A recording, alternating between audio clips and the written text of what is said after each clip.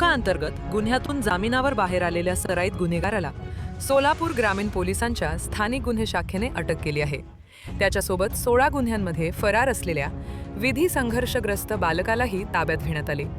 या दोघांकडून 5 गुन्ह्यांची उकल करण्यात पोलिसांना यश आले असून सुमारे 3,30,000 रुपयांचा मुद्देमाल जप्त करण्यात आला आहे।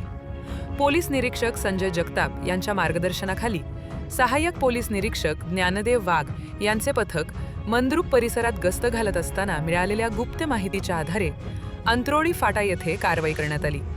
यावेळी सागर उर्फ सागऱ्या सफाल्या शिंदे, जामगाव मोहोळ आणि त्याच्या सावत्र भावाला ताब्यात घेण्यात आले। चौकशीत त्यांनी दक्षिण सोलापूर तालुक्यातील मनगोळी येथील एका वृद्ध महिलेला जीवे मारण्याची धमकी देत सोन्याचे दागिने लुटल्यासह एकूण 5 गुन्ह्यांची कबुली दिली।